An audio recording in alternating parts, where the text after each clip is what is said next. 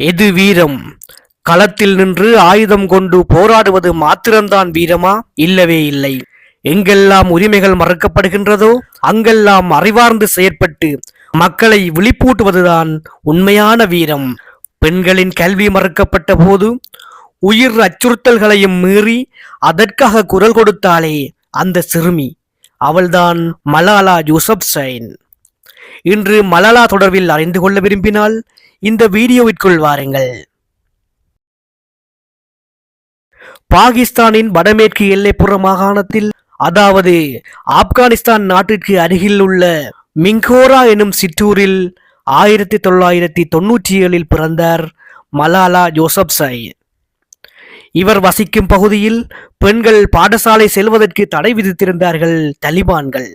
இருப்பினும் இந்த தடையை மீறி பள்ளிக்கு சென்று வந்தார் மலாலா.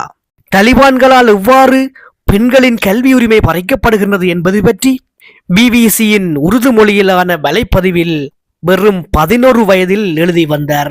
புனைப்பெயரில் எழுதி வந்தமையால் இவரை அடையாளம் காண்பதில் தலிபான்களுக்கு கடினமாக இருந்தது. ஆனால் தொலைக்காட்சி நேர்முகம் ஒன்றில் நேரடியாக தோன்றியதிலிருந்து பரவலாக இவர் அறியப்பட்டிருந்தார். இதனால் தலிபான்களின் கோபத்திற்கு உள்ளானார். 2012 அக்டோபர் 9 தாக்குதலுக்கு உள்ளாகி மேலதிக சிகிச்சைக்காக ஐக்கிய ராச்சியத்திற்கு அழைத்து செல்லப்பட்டு சிகிச்சை அளிக்கப்பட்டது. ஐக்கிய ராச்சியத்திலேயே இவரும் அவருடைய குடும்பமும் நிரந்தரமாக குடியேறினார்கள். இங்கிலாந்து ஆக்ஸ்போர்ட் பல்கலைக்கழகத்தில் 2020 பட்டம் பெற்றார். மலாலா நிதியம் என்ற அமைப்பை உருவாக்கி வளர்ந்து வருகின்ற நாடுகளில் கல்வி முயற்சிகளுக்கு நிதி அளிப்பதற்காக மில்லியன் கணக்கான டாலர்களை அவர் திரட்டியிருக்கின்றார். ஐக்கிய நாடுகள் சபை போன்ற மன்றங்களில் செல்வாக்கு மிக்க குரலாக மாறியுள்ளார்.